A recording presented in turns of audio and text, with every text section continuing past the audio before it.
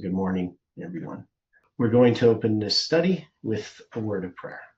The dear Father in heaven, we invite your presence once again as we open your word. We are thankful for the light that has been shining upon us and the change that has been happening in our understanding of this message since January 11th. We are thankful, Lord, that as we study that Solomon, that we see things that we didn't see before. And so we pray for one another that you can help us as we continue to grow in your grace. And we ask, Lord, that you can help us through the difficulties that we all face day by day. Help us for today to have the bread that's sufficient thereof. And be with us now and guide in this study, we pray in Jesus' name. Amen. Okay, so before the study got started, we had discussed a bit about having a study on the Godhead, which is once I'm done the study on Revelation. On Sabbath, we're going to switch to that as a topic.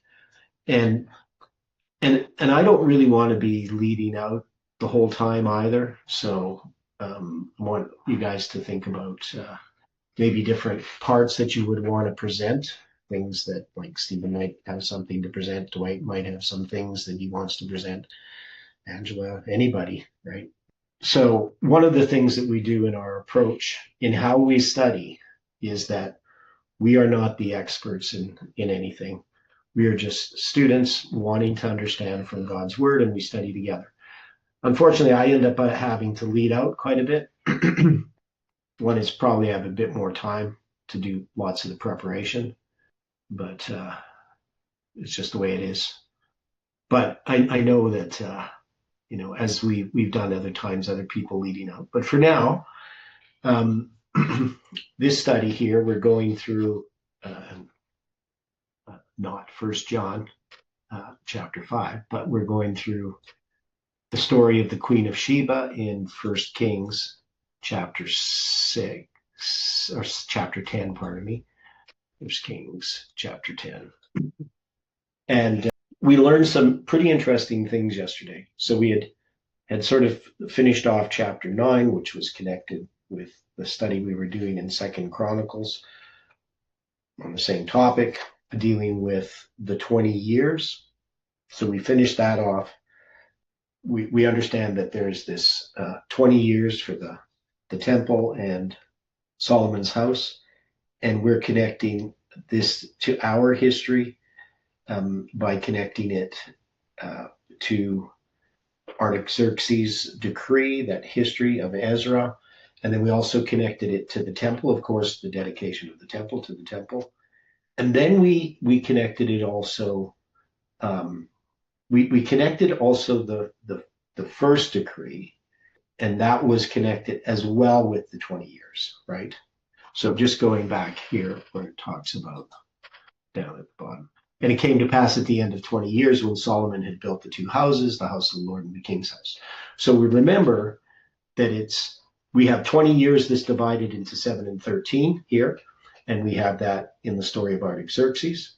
But we also have 20 years just by itself. It's not divided into 7 and 13, particularly, though there is some other structures there that Stephen had pointed out that we considered. But we can just look at the 20 years from Cyrus's decree to Darius's decree is also representing that history. So the point is we have Solomon as the third angel's message, encompassing all 3 decrees. Yet the focus with Solomon is upon the third angel's message. And the way that we have understood this is that Solomon is the third angel, which means he's not the first and the second. If we look at October 22nd, 1844, the first angel would be Saul, the second angel would be David, the third angel is Solomon. So we are looking at Solomon, we're not just looking at it zoomed into our history as part of some fractal, but we're looking at it overall as the history of Adventism. Now, it doesn't mean that we can't take some of the aspects of Solomon's history and apply it to our history. Now, I referenced this January 11th. So just to remind people that we had this 8,888 days, and I made the wild claim that since that ended on January 11th, and there was part of these other structures, that a change happens in the movement. But I didn't understand what that would be. It just seemed to me that we would be dealing with how we were working up to that time is we were dealing with very specific dates, counting the Hebrew numbers from September 11th. Now, the longest a Hebrew number goes is 8674. So obviously, the 8647 mean, you don't have any, that's as far as the numbers, that's the farthest number that we counted using the Hebrew numbers. But 8674 goes another, 27? Is that days past May, if I did the math right? So, but the 8888 is as far as we could go past 9/11, just as a symbol. And that was based upon the death of Charlie Kirk happened 8765 days after 9/11. And then we have this count where we went backwards. If everybody remembers all of that, I could bring up the chart, I guess. But the point is, we ended up with this July 11th or January 11th date. And so we believe that there's a change. And so when we're looking at this study, the thing that I want people to sort of think about and to focus on is that we're now not doing an autopsy on the movement that we were doing in the past, right?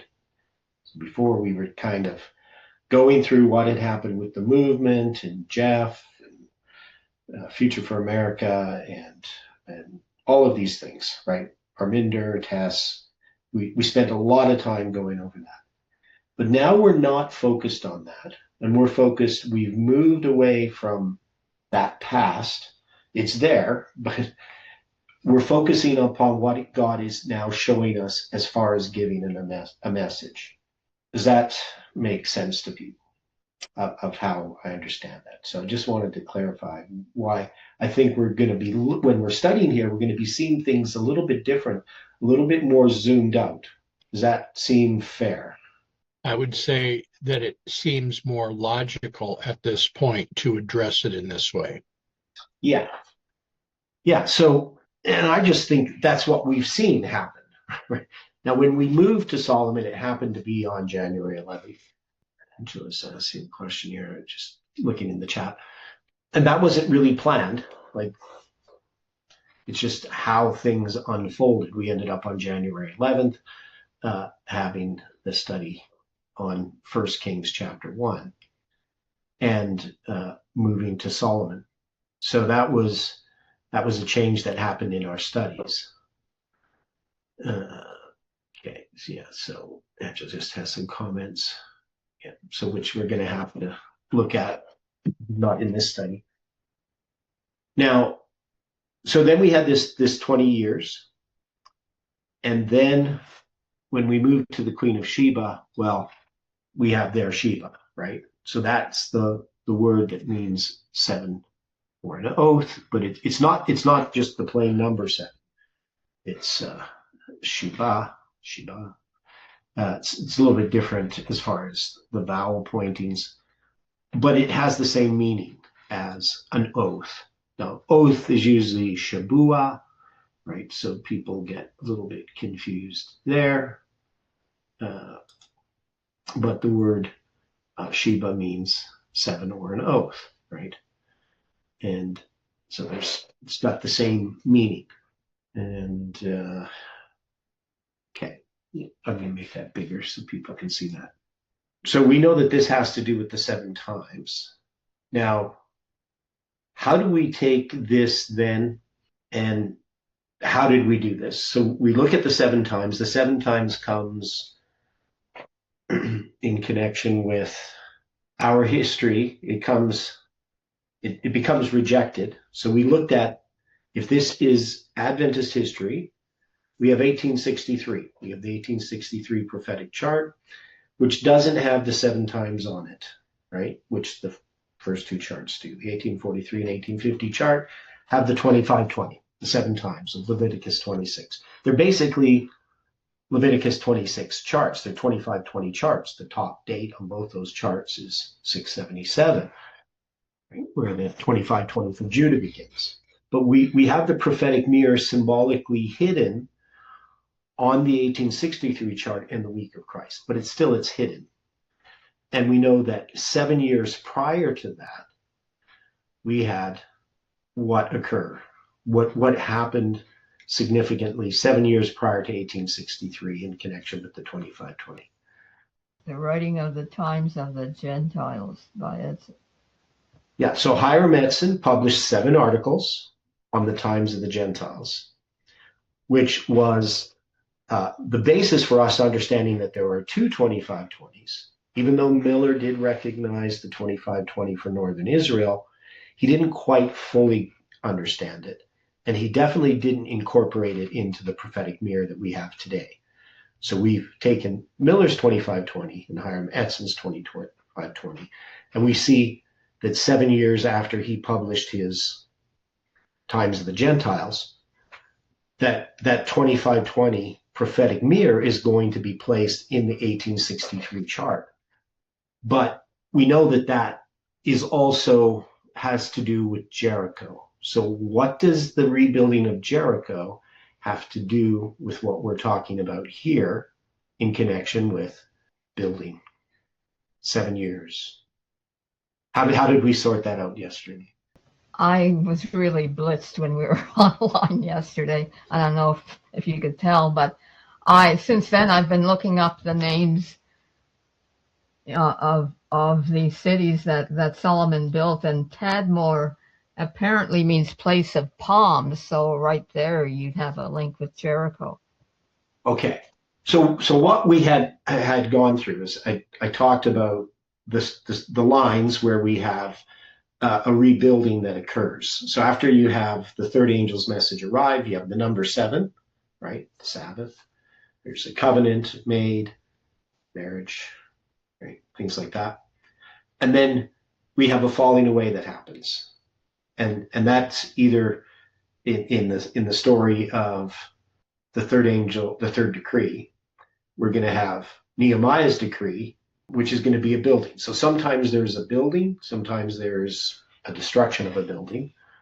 But we then say that we can parallel that Millerite history, Solomon, with Artaxerxes, right? The third decree. And in Artaxerxes, you're going to have the 7 and the 13, right? So you already have that structure there.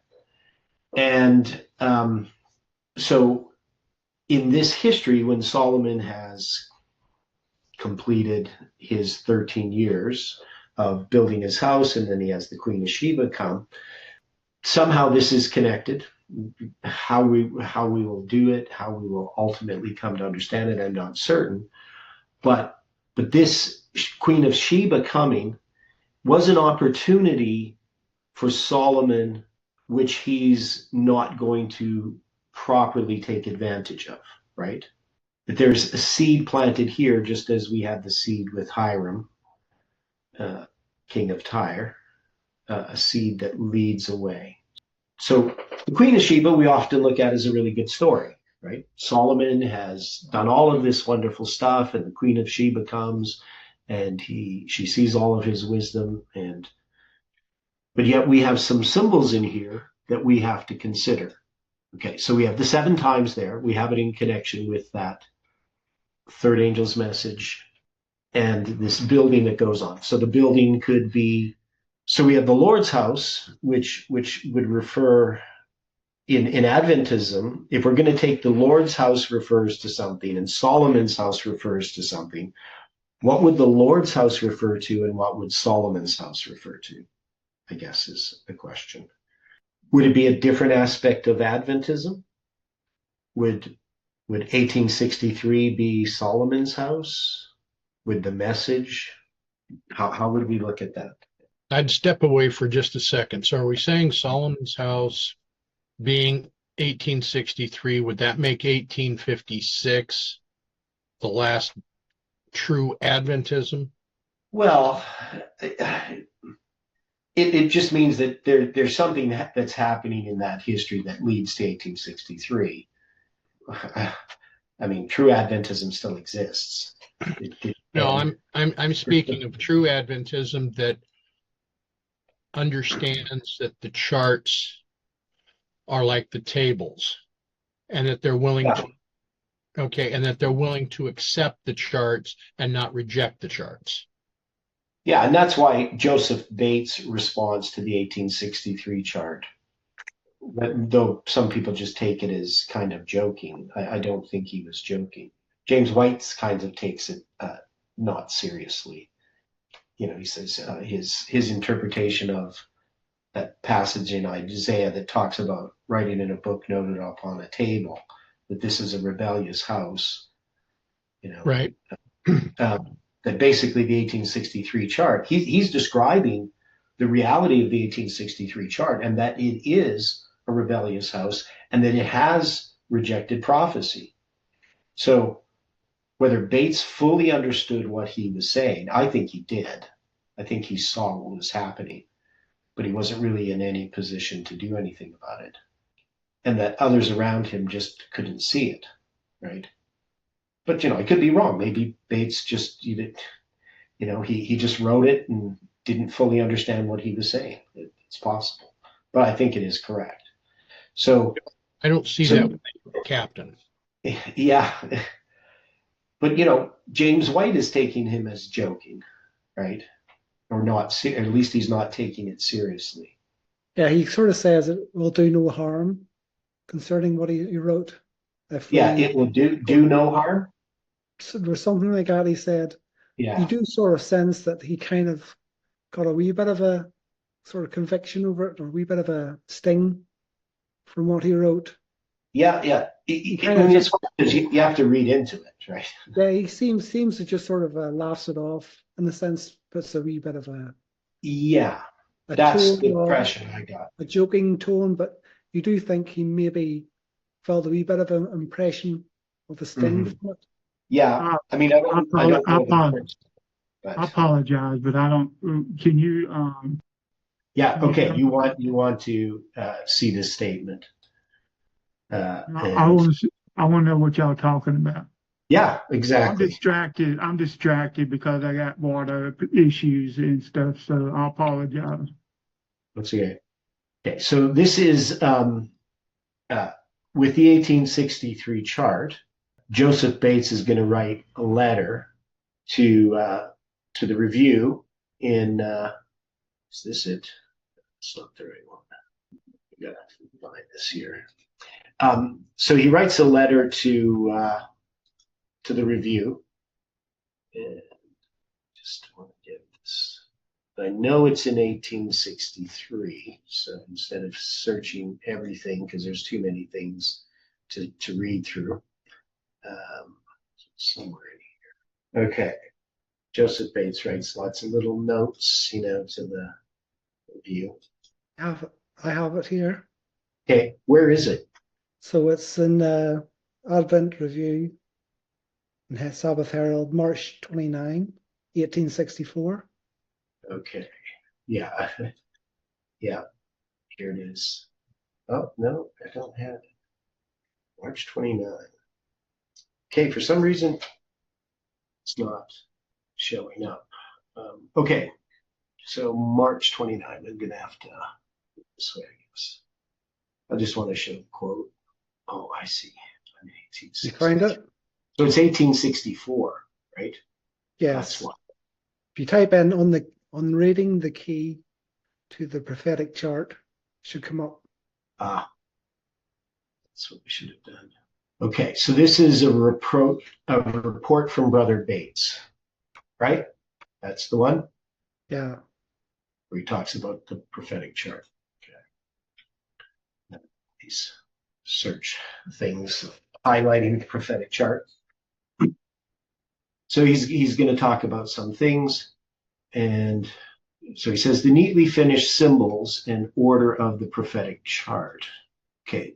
Yeah. So on reading the key to the prophetic chart, which so few words comprehends and most strikingly delineates, which we got the word delineates, which means to set on the line, the pictorial illustrations of the visions of Daniel and John, together with the diagram of the great prophetic period of Daniel's 2300 days and clear proof of its commencement and also its termination in the past, I was forcibly impressed to read again what the prophet Isaiah foresaw would be written in a book in the latter day.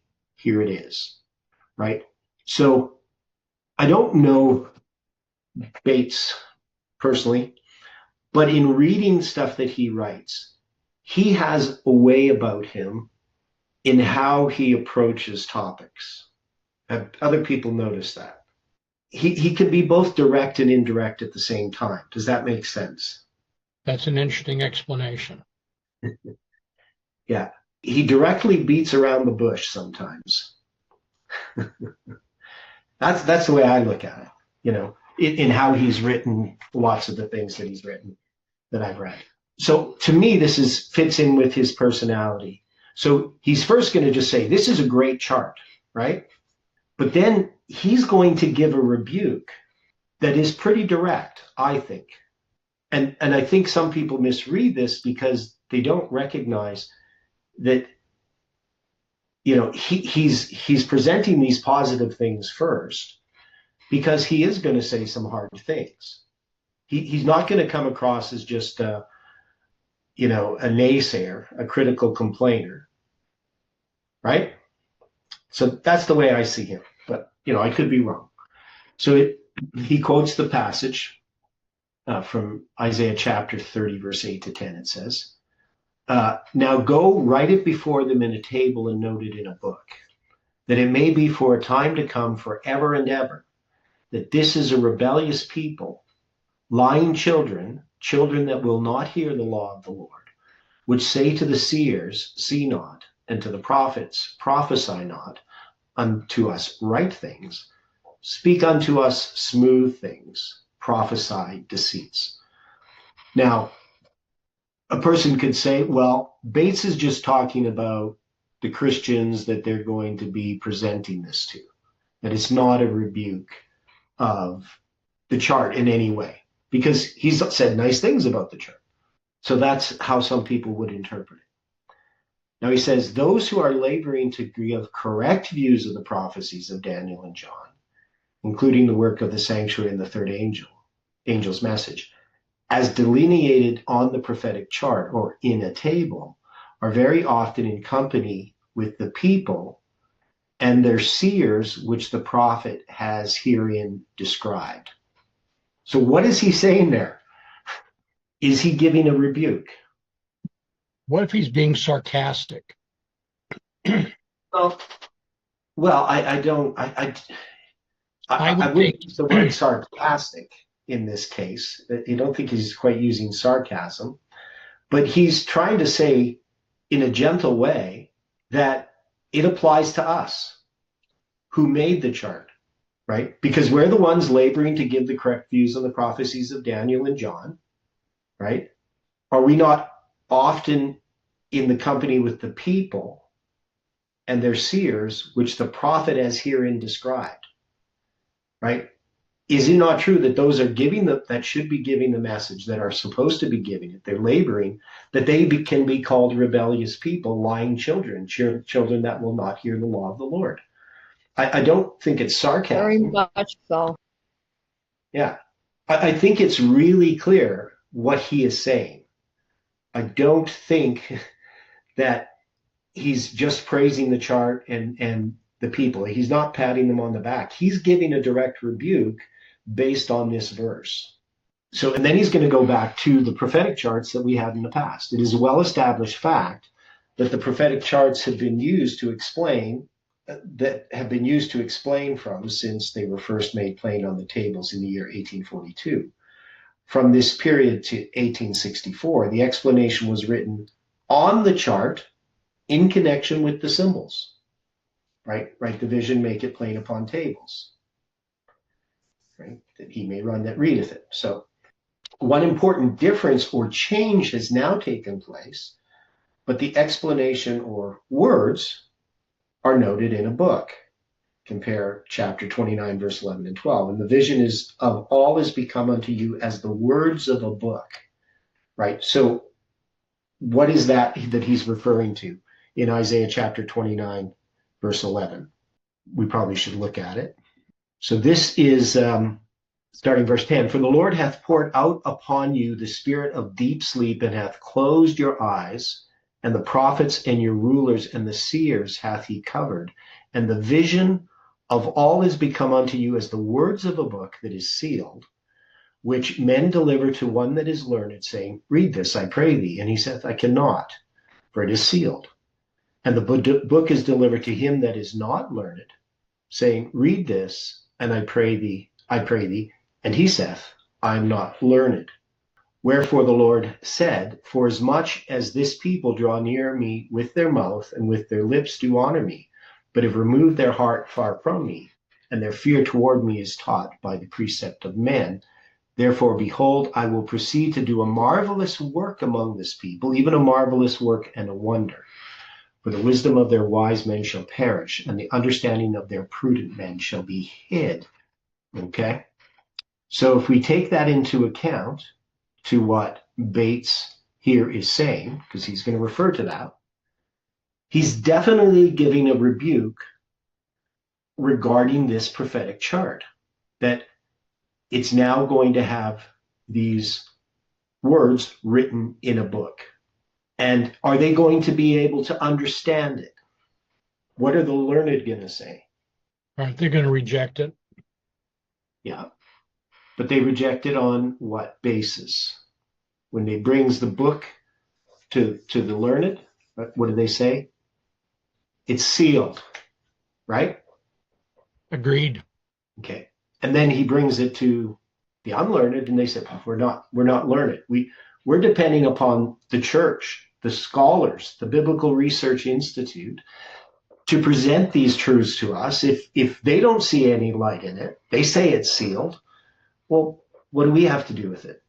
So we can see that the 1863 chart, and I make this argument not as well, because it wasn't as well developed, in my study on the 1843, 1850, and 1863 charts. So I did a series of 3 presentations at Concordia back in 2013, I believe. So at that time, I didn't fully understand all of this. But we can see then that the 1863 chart is not, it's not the image of jealousy, right? As Jeff tried to point it out, but it is actually just the sealing up of the message. So the Adventists in that generation had the ability to understand, the opportunity to understand the 7 thunders that were sealed up, but they didn't understand the 7 thunders. And so our generation is unsealing the 7 thunders, has unsealed them. We understand Millerite history now, but it wasn't understood in that time. So, so we can take now. Well, here's another thought. So we have the 7 years. Do we have the 20 years there? I would think so. Okay. How many years from the 1843 chart to the 1863 chart? 20 years. Yeah. And then you got the 7 years at the end. So the 13 years is at the beginning, and then the 7 years at the end. Now, we could argue, the chart's made in 1842, but you understand what I'm saying. We still have that connection between 1843 and 1863 being 20 years. Correct. And then it's divided into 13 and 7. So I think that's pretty interesting. Stephen? Just to note that this here date, the 29th of March, that's the 3rd day of the 1st month. Okay, in that year on the biblical calendar. So that's the date that Daniel begins his fast of 3 weeks. Okay. Yeah, the 21. To get the decree signed. Okay. Cyrus. Ah, that's encouraging to me because that's my birthday and Kelly's. Yeah. Now it's not always the third day of the first month in every year, but because in it's what, April 3rd in, Yeah, I think it's April, maybe the 2nd.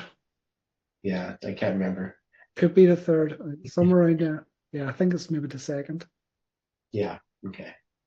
But anyway, But we can see, that's sort of connected then to the 7 times as well, isn't it? Because it's at the end of the 70 years, yeah, the second 7 times. The yeah, Cyrus then comes to the throne, and yeah. then that sort of marks the beginning of, well, he's going to issue that decree then. Mm-hmm. Yeah, so there's lots of connections here, lots of different ways that in which my thoughts journey. But yeah, so he then says, now it can be shown that the prophetic chart is yet to be amended or rewritten, then it is not yet noted in a book named by the prophet. Now, if it can be shown that the prophetic chart is yet to be amended or rewritten, then it is not yet noted in a book named by the prophet.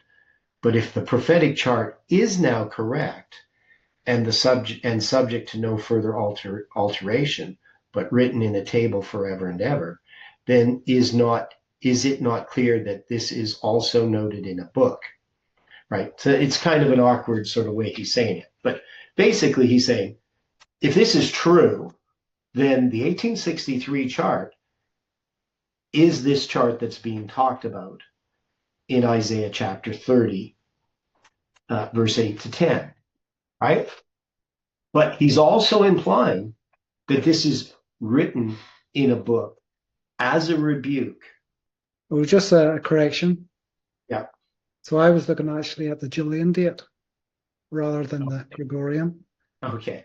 So in the Gregorian, it's the 20th day of the 12th month. Yeah, so it'd be the 20th day of the 12th month, which, because you just add 12 to the 3, right? So wouldn't that make it, so you said it was the 3rd, and then you're going to add, oh, yeah, we're going back the other direction. Okay, I see what you're saying. Okay.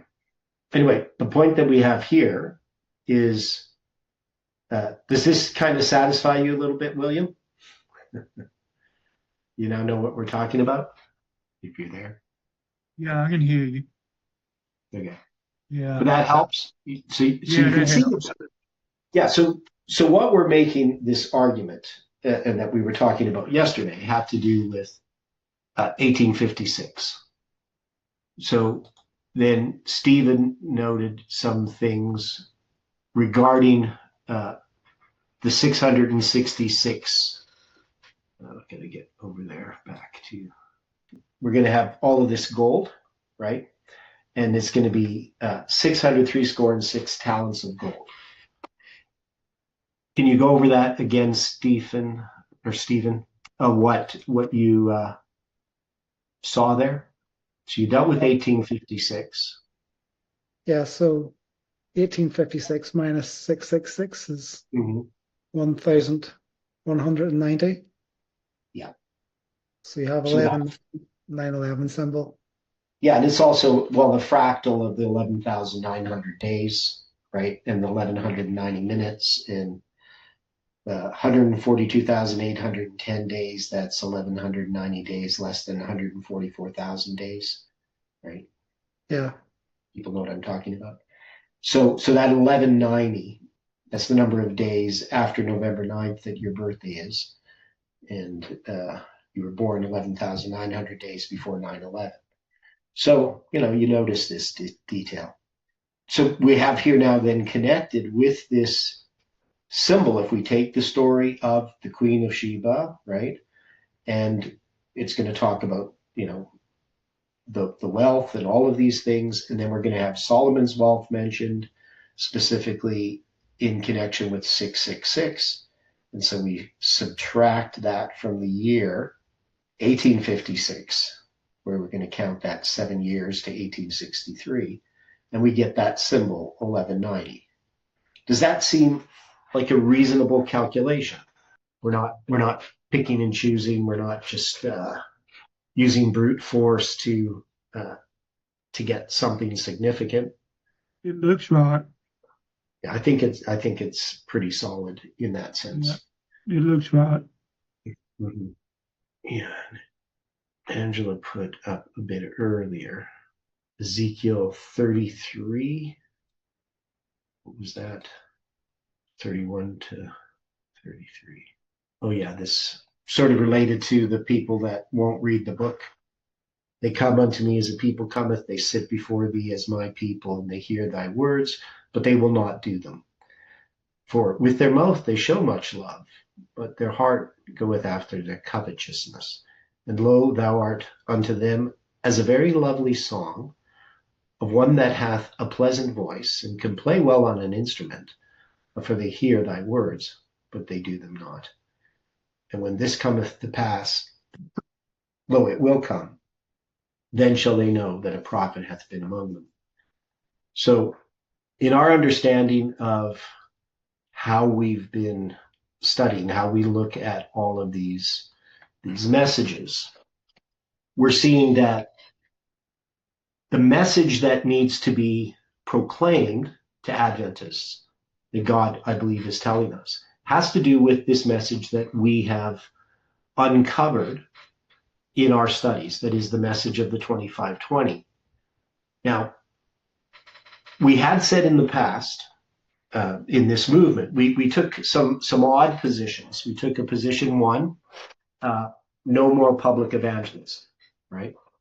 Until such a time that public evangelism becomes relevant, right? Now, what would make public evangelism relevant again? What has to happen first? We have to understand our message. Okay, we have to understand it, and then we have to do what with that message? Who do we give it to? The ancients at the house of God. Leadership. Okay, well, we go first to the lost sheep of the house of Israel. Haven't the leadership been bypassed? I would agree that the leadership has in many ways been bypassed, but it's also been bypassed where we have not really truly understood our message. Okay. I think Yeah, we need so- to apply it to ourselves first. Well, And if you definitely. don't mind me reading what I've just looked up in the charts book on page Okay. 27, Seventh-day Adventist Church formally established new prophecy chart made without the 2520 on it. An official 1863 chart reveals rejection of the 2520 is written and published in the RH January 26, 1864. Prophetic understanding is lost, and the church wanders into the wilderness. That's the direct quote. Okay, who wrote that? That's in the little charts book that I purchased in 2015. Truth Will Triumph Publishing. Okay, but who wrote that? Like who's saying that? It's just a statement in this book. I could have been Jeff. I don't know. Okay. Could have been Dwayne Dewey. I don't know. Yeah, so that's kind of an interpretation. The church wouldn't know that they've done that particularly. Yeah. See, and I don't quite agree with that. It's partially true.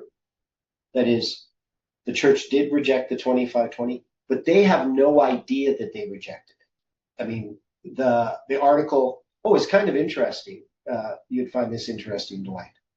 I fed Uriah Smith's article, the article from January 26, 1864, into an AI program and asked it to analyze whether it was written by Uriah Smith or James White. Okay. What do you think it said? I would presume Uriah Smith. Yeah, it gave all the same arguments that you and I have given. Right.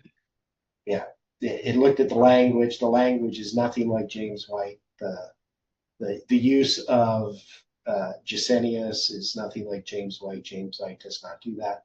The sentence structure is completely different. The vocabulary is completely different. Right. But many people believe that that James White wrote that article in 1864.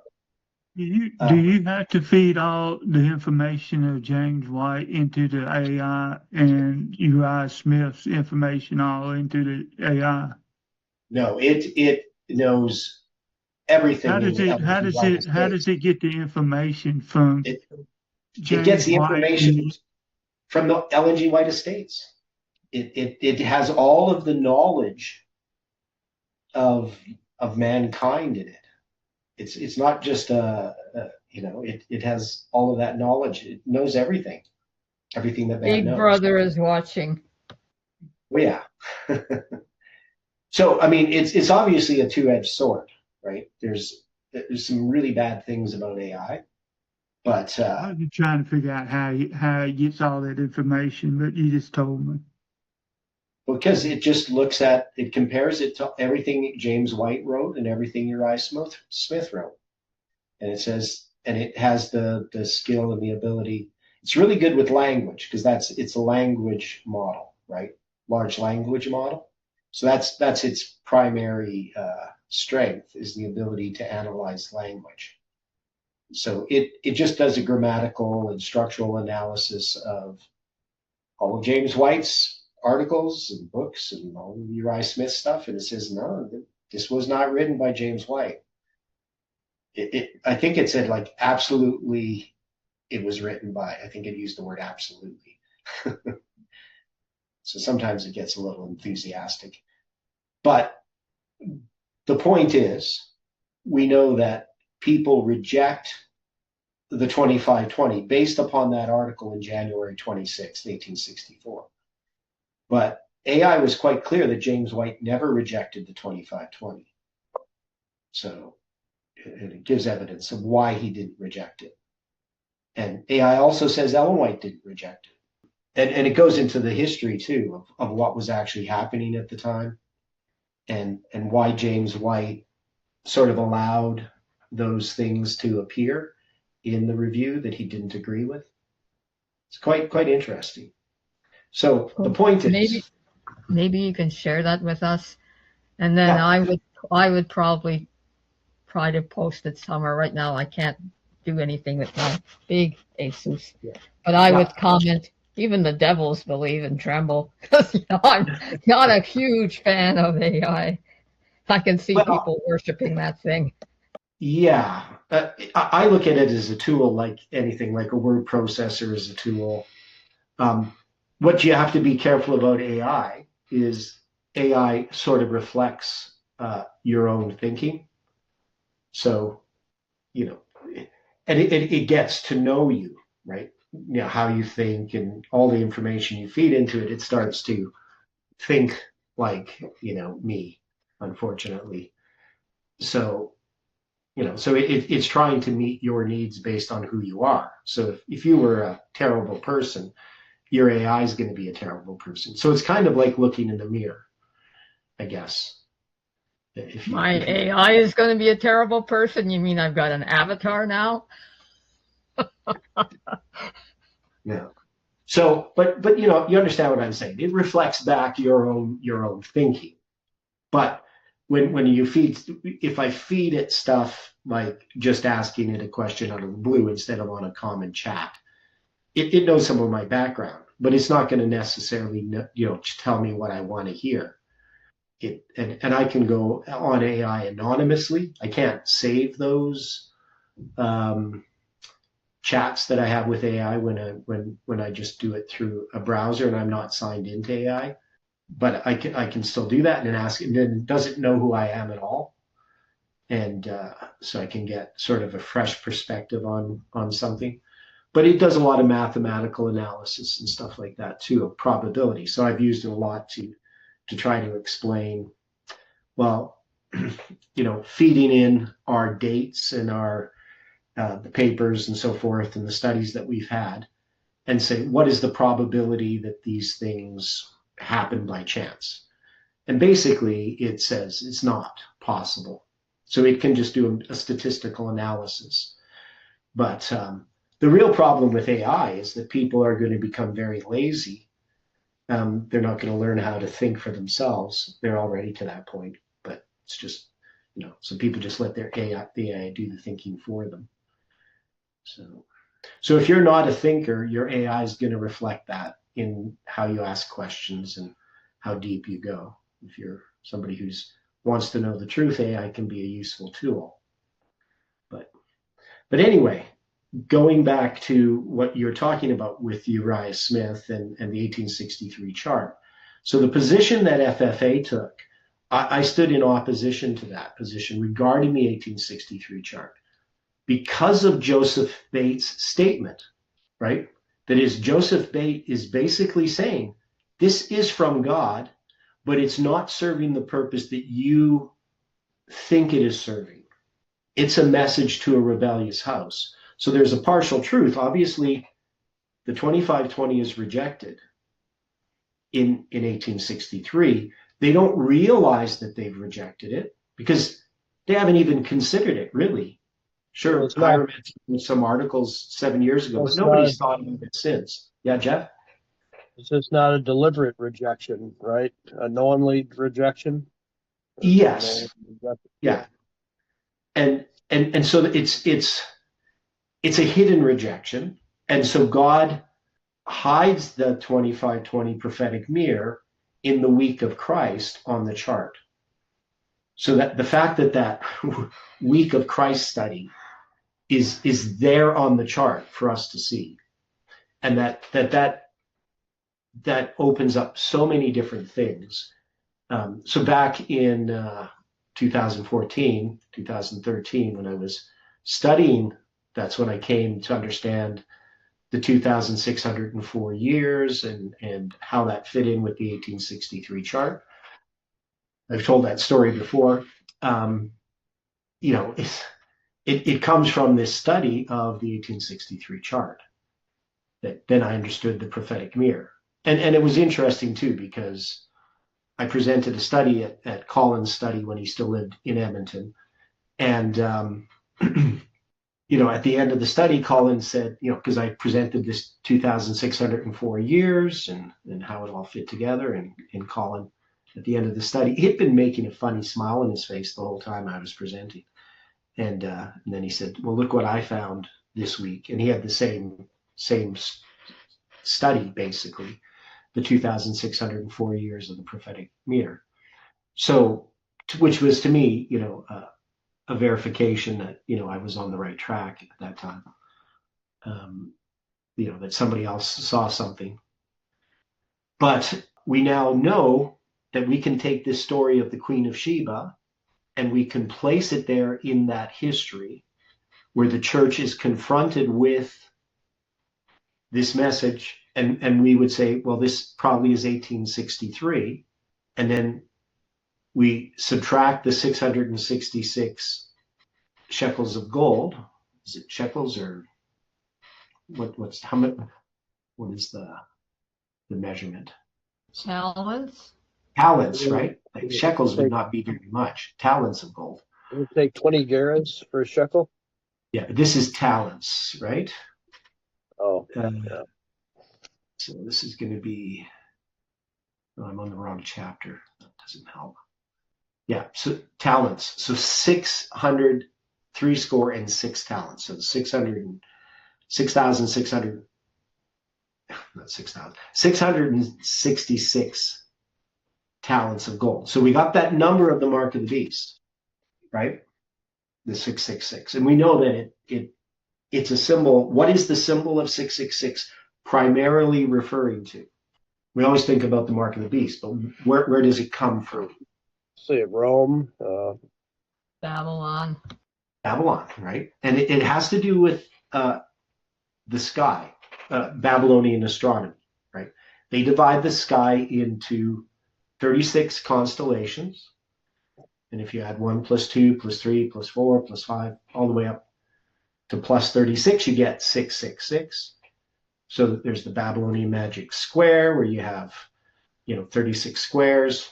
Alberta, we have the roads in the country divided into townships by 6 miles by 6 miles, so 36 squares miles is a township, right? Comes from Babylonian surveying of the land, dividing of the land. So it's a symbol that goes back to Babylon. And we know that Miller used it to refer to the transition from pagan to papal Rome.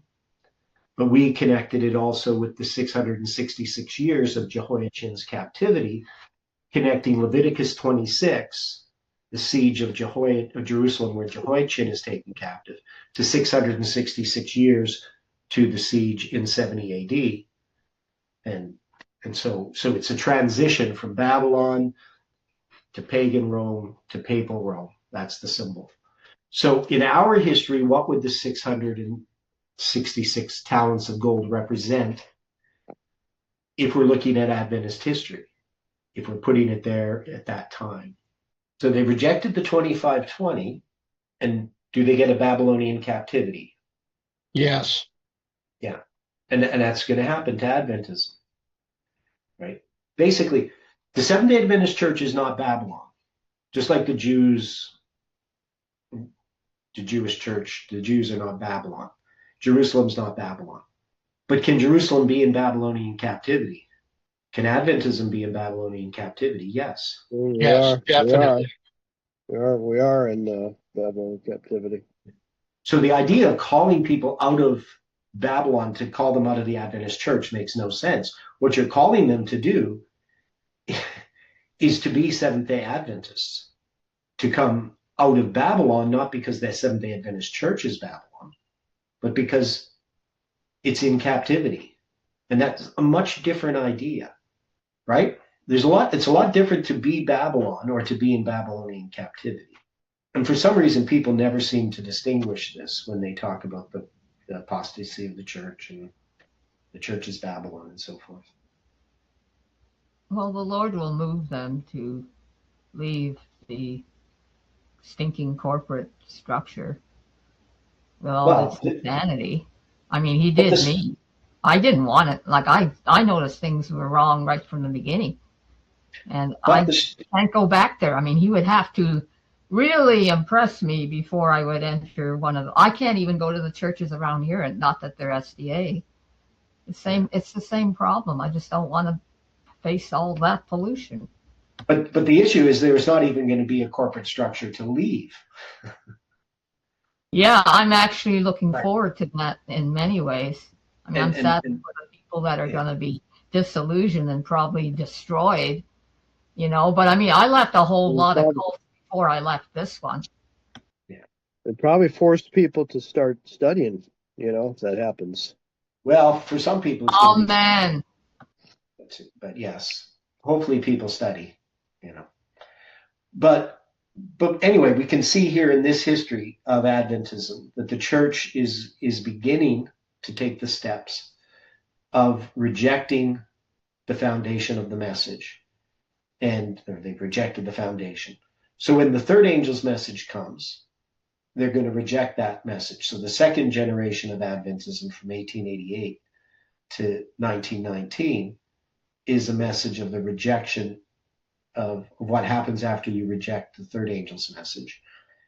You end up with the books of the New Order, right? And then 1957, with the last book of the New Order, you get the fourth generation. And that generation is the period of darkness. That's Thyatira, right?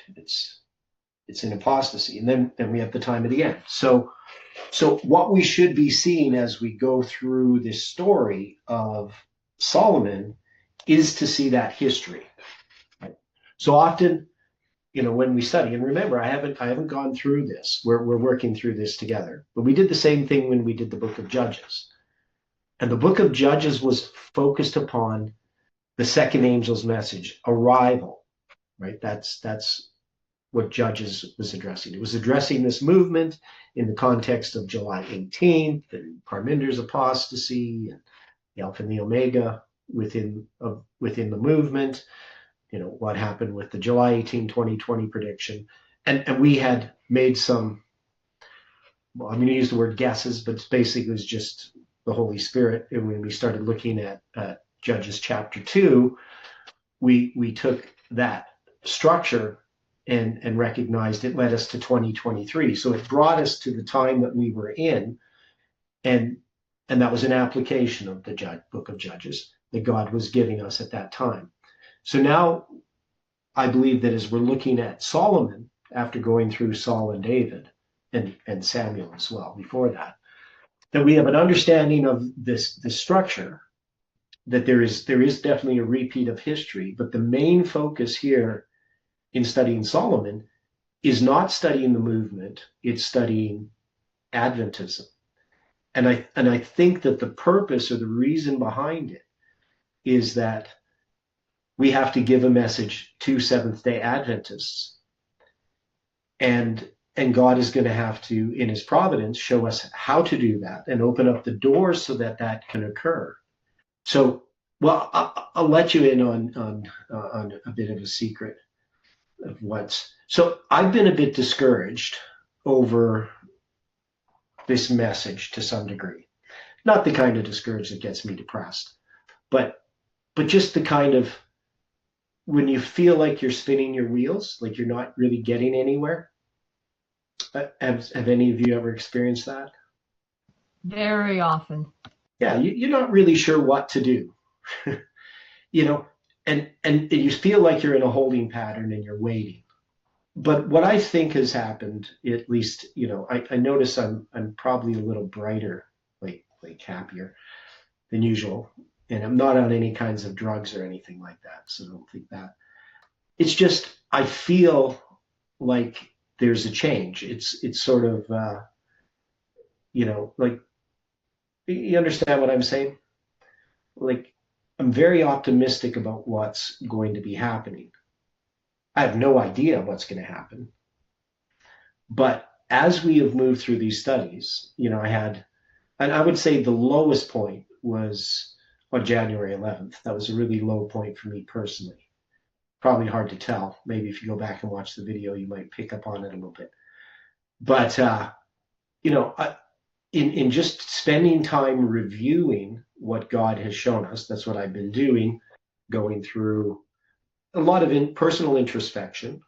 So like my whole life, and writing a book, so I'm being a bit introspective. Went through all my poetry, kind of put that together. I'm going to publish that on Academia, all of my poems, which is quite a bit of stuff. And so I just kind of feel a bit more, well, maybe the word is extroverted, just not so much like a hermit, because I feel that God is going to be doing something. And it's not just because I have a feeling. My feelings are not my regular feelings. They're more just perception, right? So I perceive, based on what we're studying and how things are unfolding, that God is going to begin doing a work that we're not going to be in that holding pattern that we've been in for quite a long time. You understand? Do people agree with me? Is there any sort of observation people have about that?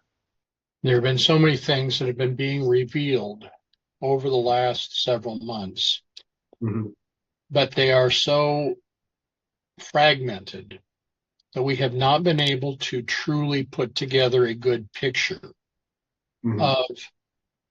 of really what's going on or what's happening. Okay. Now, we are told to collect all light, no matter how small. And that's been one of the things that we have been doing. There are so many different points that you have looked at, Stephen has looked at, all of us have looked at.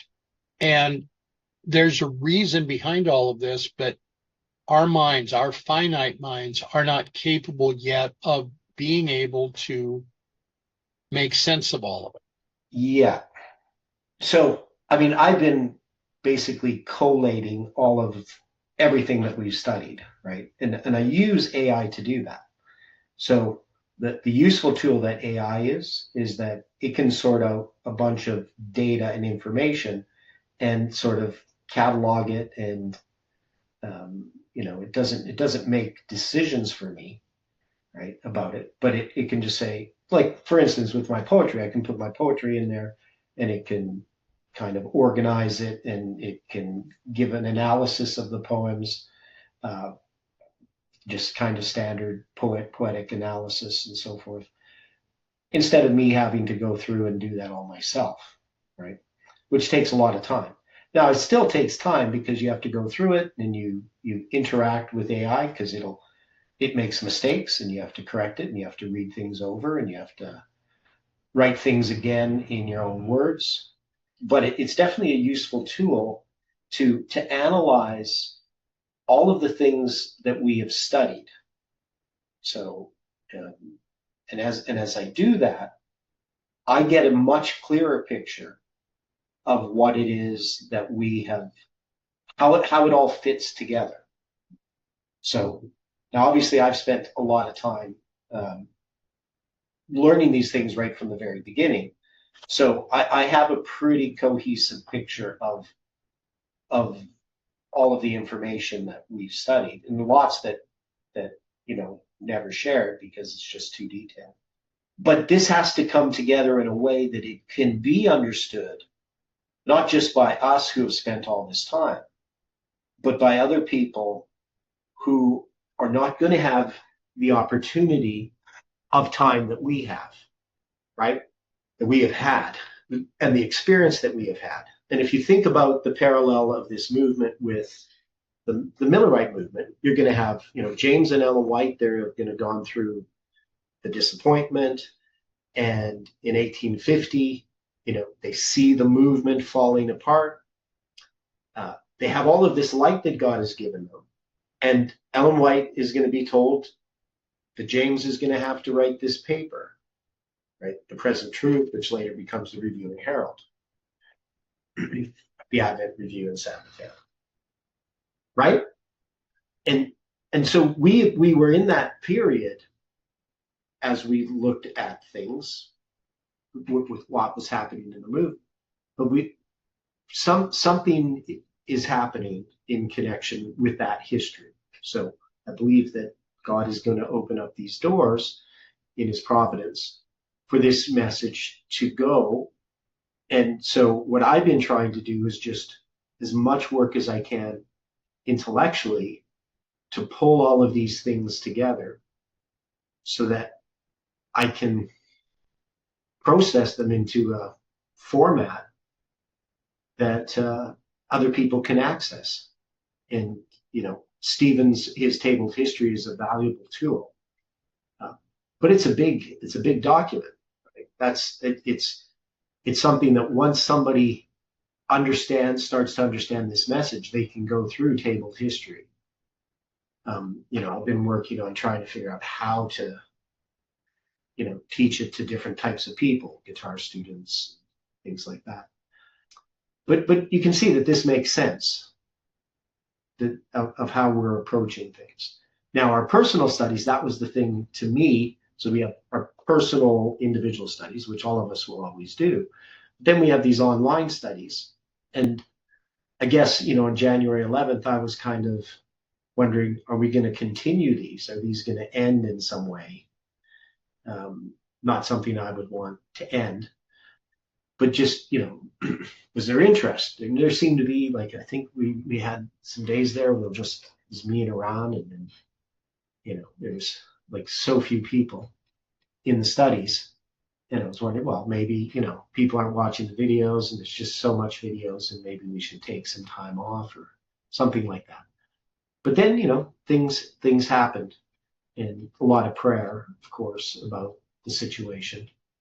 But I do believe that God is going to open this up so that our studies are going to end up being a bit more of an outreach rather than just us studying together.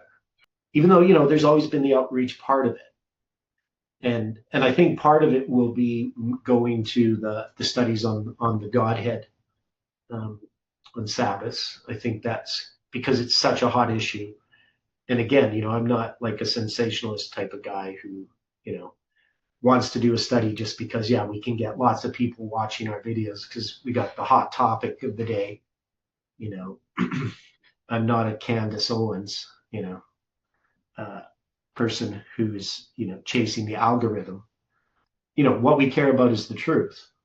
And so Angela's wrote something about Three Angels Message Fellowship.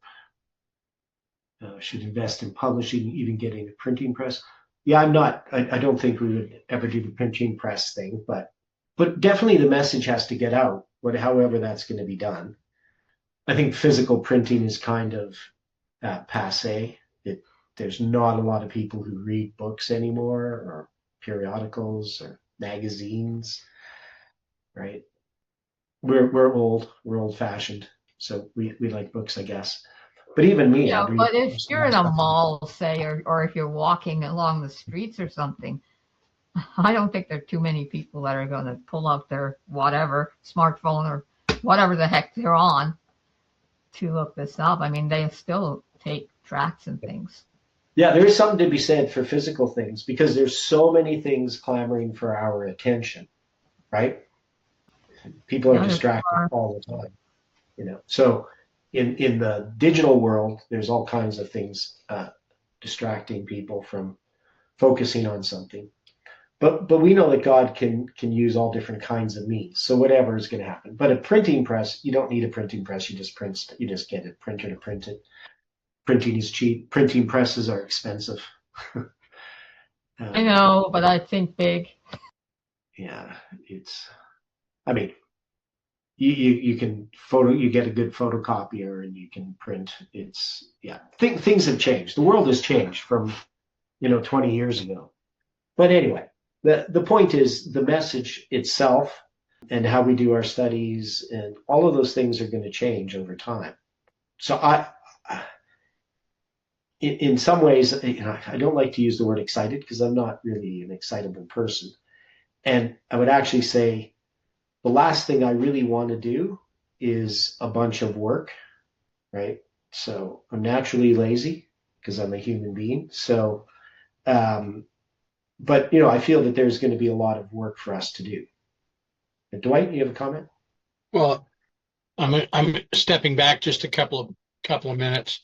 If you're not the Candace Owens, then are you the Megyn Kelly? I'm not any of them. But I'm just saying there's people, they chase the algorithms. Of course. I use Candace Owens because it's kind of funny, because she's the worst example of that, or the best example, I guess, of that bad example. But yes, people often, on YouTube, they get caught up in, just trying to get viewers, right? They look at and they do every strategy they can to get more people to watch and get more subscribers, and sensational titles and flashy videos or whatever it is, and that of course is not me, and I actually just don't believe in that, right? It's not just that it's not my personality. It's to me it's part of deception, right? I really believe that the Holy Spirit has to be allowed to work to lead the correct people, to add to the church daily such as should be saved. Where, man's machinery, man's plans and schemings, they're counterproductive in the long term. They might seem to work in the short term. You get people out to an evangelistic series because you had a sensational, ad campaign, and you got people out there, and you managed to manipulate a bunch of people to get baptized to become Seventh-day Adventists. Sure, most of them are going to be gone in a few months, or even in a couple of weeks. And then the ones that do survive, they're going to end up seeing that the church is in apostasy and they got brought in by sensationalism. So they're going to then leave the church following other sensationalism. Maybe it'll be Adventist sensationalism. So they'll be, part of an offshoot group or something like that, or some independent ministry preaching against the church. So the church really didn't do any good, right? And that's how people operate. People think very short term, and there's a lack of trust in God. But I really believe that God is going to be doing some things. And even in some of the, the disappointments that we have in our lives, the things that we think are going to happen, or the trials that we face. But these are all God's providences. He's using these things.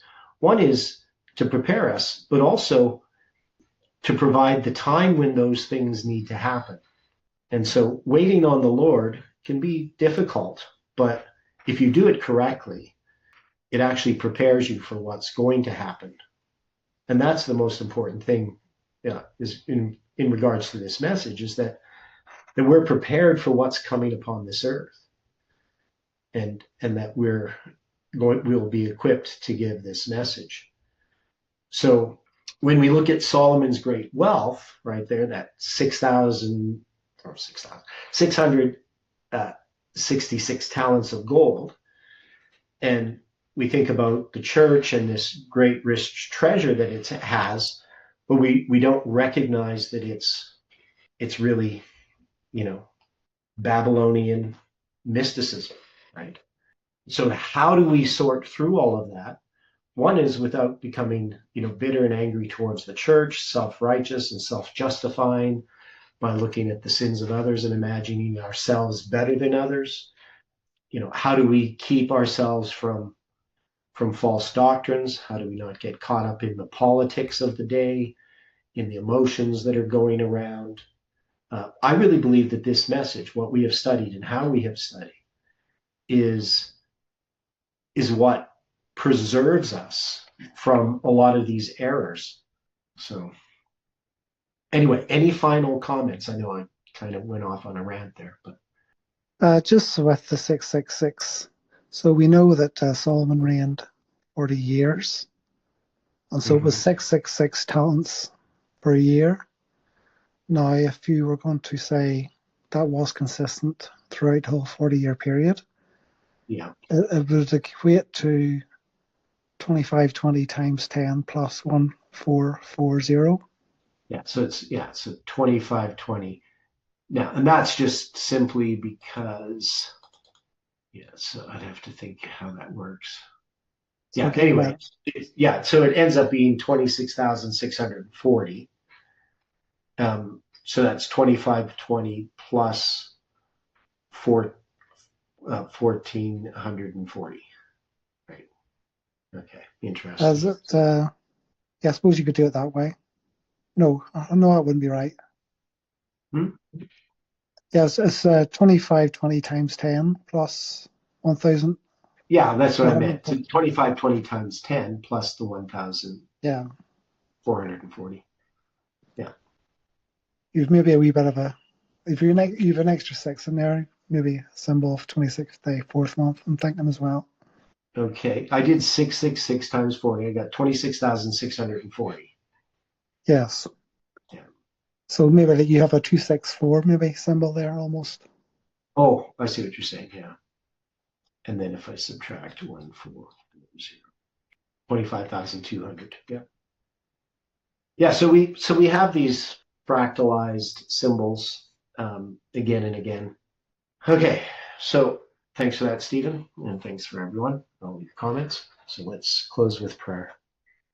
Dear Father in heaven, again, we are so grateful.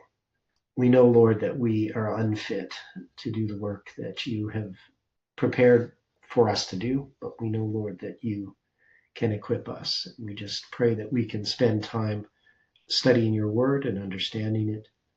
I pray for each person that you can bless them and give us wisdom as we continue to study individually and make decisions. And we ask that you can bring us together again to study these things. And we pray this in Jesus' name. Amen.